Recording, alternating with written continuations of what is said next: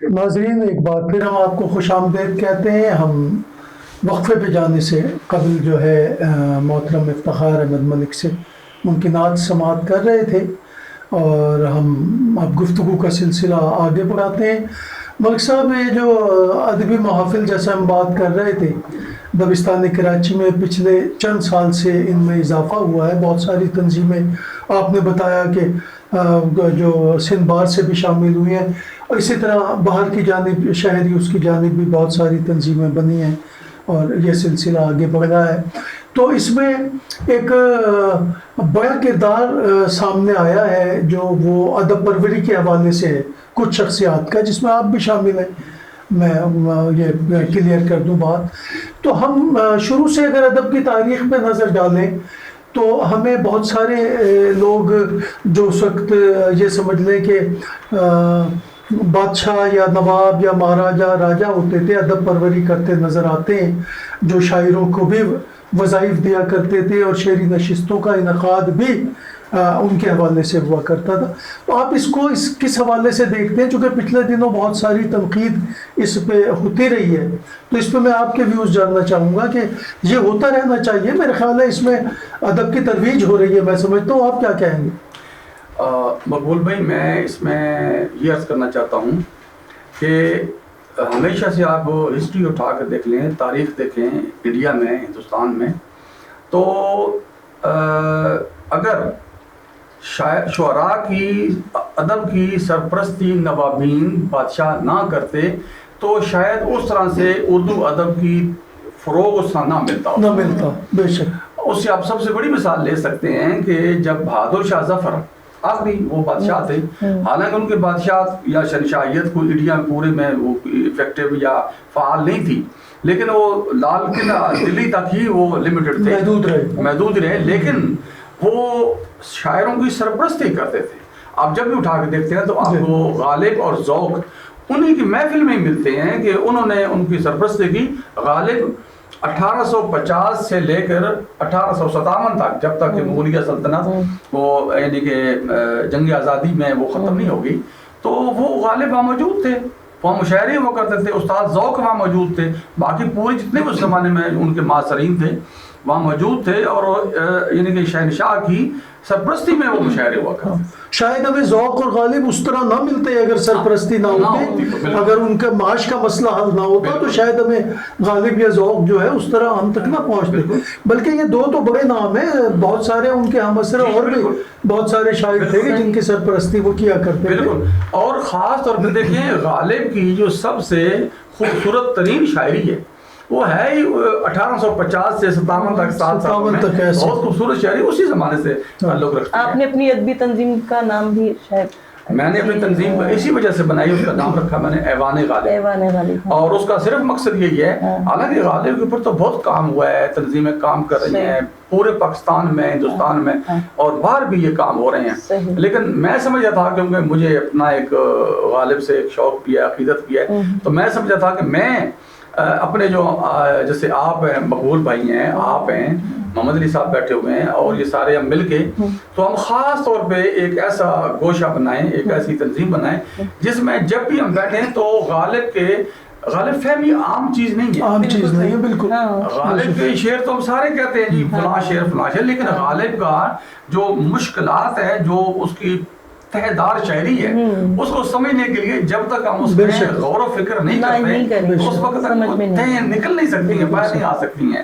تو اس کے لیے بنایا ہے کہ ہم جب یہ تنظیم میں بیٹھ کے ہم صرف ایک غالب کے اوپر بات کیا کریں گے، اس کی شعروں پہ، غزلوں پہ ہم غور و فکر کیا کریں گے، یہ اس کا مقصد ہے. اچھا افتخار صاحب، کیونکہ آپ ایڈوکیٹ ہیں، آپ شعبہ ہے آپ کا، تو آپ دونوں سے ایک سوال ہے کہ آپ کی جیسے تنظیم کام کر رہی ہے تو اس میں جس طرح خواتین کے مسائل ہیں اور دوسرے لوگوں کے مسائل ہیں، یقیناً آپ کو ایک ایڈوکیٹ کی ضرورت پڑتی ہوگی، ٹھیک ہے نا، کچھ ایسے مسائل بھی آ جاتے ہیں. تو اسی حوالے سے میں افتخار صاحب سے بھی بات کرنا چاہوں گی کہ ہمارا جو نظام ہے اس میں خواتین کے لیے جو ہے کتنی مطلب سیکیور ہے، اس میں کوئی ایسا انہوں نے سسٹم بنایا ہوا ہے، وکیلوں کا کوئی سسٹم ہے اس طرح سے کہ جو خواتین آپ کے پاس مسائل کے لیے آتی ہیں تو آپ ان کو کس طرح سے ان کو ایک محفوظ، ان کو قانون کے لیے کیا تھا عدالتی نظام تک جو خواتین آتی ہیں اور وہاں سلسلے میں ایک آپ سے تھوڑی سی ڈیٹیلڈ قدرے تھوڑی سی گفتگو میں کرنا چاہوں گا کہ جہاں تک آئین پاکستان کا تعلق ہے، کانسٹیٹیوشن آف پاکستان 1973، اس میں جو حقوق دیے گئے ہیں خواتین کو یا عام شہریوں کو، اس میں کوئی جینڈر ڈسکریمنیشن نہیں، صحیح، اس میں سارے جتنے بھی سٹیزنز ہیں پاکستان کے ان کو ایکول ٹریٹ کیا گیا ہے، حقوق کے لحاظ سے کوئی اس میں فرق نہیں ہے. لیکن پریکٹیکلی عملی طور پہ ہوتا کیا ہے؟ ہوتا یہ کہ خواتین کے ساتھ ڈسکریمنیشن بڑھتا جاتا ہے. ترتیب نہیں ہے، بالکل کوئی کیس دائر کرنے میں یا عدالت میں جانے میں خواتین کو ایک وہ ہوتا ہے، ڈر خوف ہوتا ہے فیملی کی طرف سے بھی کہ اچھی فیملی کی خواتین کہیں گی ہم عدالت کیس کیوں جائیں ہم. جیسے آپ نے کہا نا فیملی کی طرف سے، اس کا مطلب یہ ہے کہ جو سول سوسائٹی ہے وہ ان خواتین کو ان کے اصلی حقوق دینے کو تیار نہیں ہے. ہمارا آبزرویشن ہے، کیونکہ میں تو وکالت کے پیشے میں ہوں، حصہ دینے میں، بالکل جو پراپرٹی کے اندر حصہ دینا ہے، اس میں لوگ جو ان کے باپ ہیں، بھائی ہیں، جو ان کے بڑے ہیں یا جن کو وہ بڑا سمجھتی ہیں کہ یہ ہمارے محافظ ہیں، وہی ان کو حقوق نہیں دیتے. صحیح. حالانکہ اس میں لکھا ہوا ہے کانسٹیٹیوشن آف پاکستان میں، اور ویسے بھی ہمارا جو لیگل اسٹرکچر ہے اس میں بالکل یہ چیز سیف ہے کہ اگر کوئی بھی خاتون آئے گی تو اس کو پریورٹی کے ساتھ کام کیا جائے گا. اسی لیے بتاؤں آپ کو میں کہ جو فیملی کورٹس ہیں، فیملی کورٹس کا پروسیجر عام کورٹ سے بالکل ہٹ کے ہے، وہ ایکسپیڈائٹ ہے، جلدی ہے، تیزی میں ہوتا ہے وہ کام، اور وہاں پہ عورتوں کی حقوق کا خاص خیال رکھا جاتا ہے. اس کورٹ کا ماحول عام کورٹ سے بالکل ڈیفرنٹ ہے. تو پھر ابھی تک یہ تاثر کیوں نہیں جا رہا خواتین کو؟ ابھی تک خواتین میں یہ ہے کہ اگر ہم کسی پر کوئی کیس کرنا چاہیں، سارے قانون بنے ہوئے ہیں پاکستان میں عدالتی نظام میں، لیکن پھر بھی ایک خوف ہے کہ ہم کوئی کیس کرتے ہیں اور پھر ہم عدالت تک جائیں گے، ہمیں معاشرہ کیا کہے گا.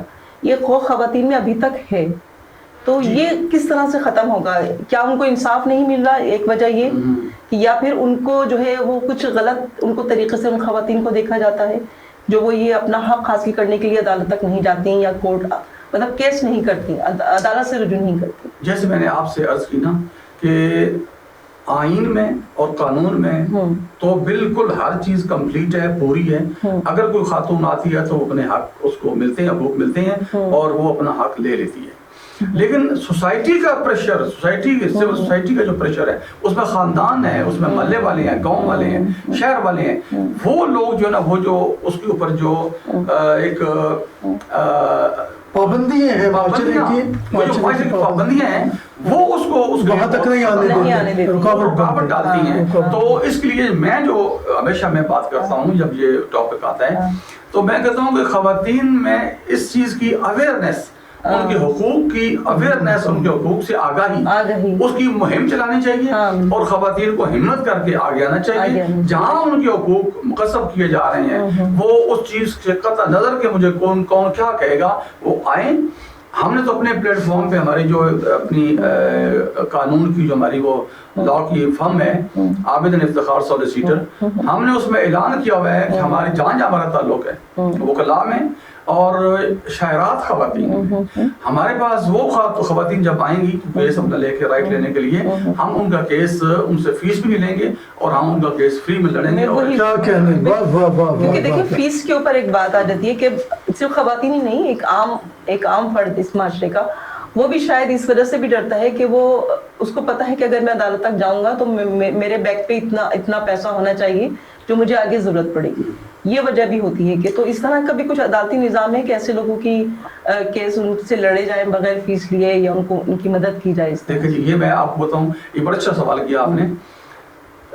جو نارمل کیس ہوتے ہیں نا، جیسے ان کا پراپرٹی کا کیس ہے یا خواتین کا کوئی اور کسی اور اس فیملی کورٹ کے علاوہ، فیملی کیسز کے علاوہ، فیملی کیسز کے علاوہ تو شاید فیس اس کی ہے، خواتین سے لی جاتی ہے کیونکہ نارمل سٹیزن ٹریٹ کیا جاتا ہے ان کو.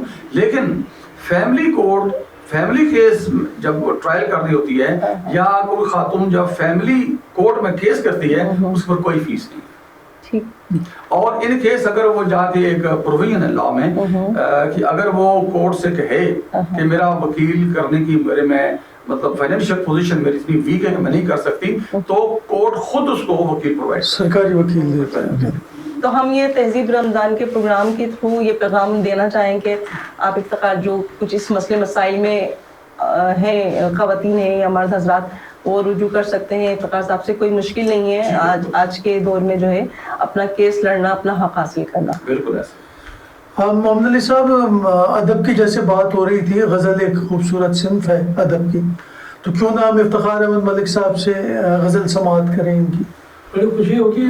خوبصورت غزل غالب کی لفظیات میں اس عہد میں شاعری نہیں ہو رہی، کافی عرصے سے نہیں ہو رہی تھی. بالکل ایسا. تو افتخار احمد ملک صاحب دبستان کراچی میں آئے ہیں اور غالب کی لفظیات اور لے کر آئے یقیناً آپ ایک اچھے سامع بھی ہوں گی کہ آپ ایک ادبی پروگرام منعقد کر رہے ہیں، تو یقیناً آپ شاعری سے لطف اندوز ہوتے ہیں. بلکہ مجھے تو خوشی ہوتی ہے خاتون کا شہرت ہے، خاتون افتخار ملک افتخار صاحب سے. جی جی افتخار صاحب. بڑی مہربانی سے بہت شکریہ. ایک غزل آپ کے خدمت میں پیش ہے. عرض ہے کہ جانب دشت جنوں راغب ہوا. کیا کہنے جانب دشت جنوں راغب ہوا. جانب دشت جنوں راغب ہوا، اسب دل پر عشق جب راکب ہوا. کیا کہنے راکب ہوا. واہ واہ واہ واہ واہ واہ واہ. اسب دل پر واہ واہ واہ واہ. بہت مہربانی. جانب دشت جنوں راغب ہوا، اسب دل پر عشق جب راکب ہوا، اور نسبت فرضی بنی واجب نما. نسبت فرضی بنی واجب نما. نسبت فرضی بنی واجب نما، ظاہرانہ عشق اب واجب ہوا. کیا کہنے واہ واہ واہ واہ. جہاں کہ تھی دو قالبوں میں منقسم، جا کے تھی دو قالبوں میں منقسم. ابھی کیا کہنے واہ واہ واہ واہ واہ. جہاں کہ تھی دو قالبوں میں منقسم، خاک لی تو ایک ہی غالب ہوا. واہ واہ واہ واہ واہ بہت اچھا. کیا اور شعر ہے کہ کیوں عدم ظرف قلم ہونے لگا. واہ. کیوں عدم ظرف قلم ہونے لگا، دست بے انگشت جب کاتب ہوا. کاتب ہوا. دست بے انگشت جب کاتب ہوا. واہ واہ. مہربانی سر، مہربانی. کیوں عدم ظرف قلم ہونے لگا، دست بے انگشت جب کاتب ہوا، اور دو سفینوں میں قدم تھے پرخطر. واہ واہ واہ واہ. دو سفینوں میں دو سفینوں میں قدم تھے پرخطر. قدم تھے پرخطر، میں شکستہ ناؤ کی جانب ہوا. واہ واہ واہ واہ واہ واہ واہ. مہربانی سر. دو سفینوں میں قدم تھے پرخطر، میں شکستہ ناؤ کی جانب ہوا، اور چشم قاتل میں لہو پہچان کر. واہ. چشم قاتل میں لہو پہچان کر، چشم قاتل میں لہو پہچان کر، سب گمانوں پر یقین غالب ہوا. یقین غالب ہوا. کیا کہنے. واہ واہ واہ واہ. اور نظر اس کی دیدہ و دل ہو چکے. نظر اس کی دیدہ و دل ہو چکے. دیدہ و دل ہو چکے، جان بھی دے دوں گا وہ جب طالب ہوا. غالب ہوا. واہ واہ جان بھی واہ دے دوں واہ واہ واہ واہ. وہ جب طالب. کافی بڑی عمدگی سے استعمال کر رہے ہیں ملک بہت صاحب. مہربانی سر، بہت مہربانی. اور تھی یہ وائز کی نئی ہیلا گری. واہ. تھی یہ وائز کی نئی ہیلا گری، مزرعے انگور کا کاسب ہوا. کاسب ہوا. واہ واہ. مزرعے انگور کا کاسب ہوا، اور افتخار اب ہے قصیدے کو شرف. واہ. افتخار اب ہے قصیدے کو شرف، ایک مصاحب شہر کا صاحب ہوا. کیا کہنے. سبحان اللہ سبحان اللہ. جانب دشت جنوں راغب ہوا، اسب دل پر عشق جب راکب ہوا. بہت شکریہ افتخار احمد ملک صاحب. ناظرین، ہم خوبصورت غزل سماعت کر رہے تھے ملک صاحب سے، اور اب ہمارا وقت ہوا ہے ایک چھوٹے سے وقفے کا. ہمارے ساتھ رہیے گا، دیکھتے رہیے گا ٹی وی نیکسٹ. ہم کچھ دیر بعد حاضر ہوتے ہیں.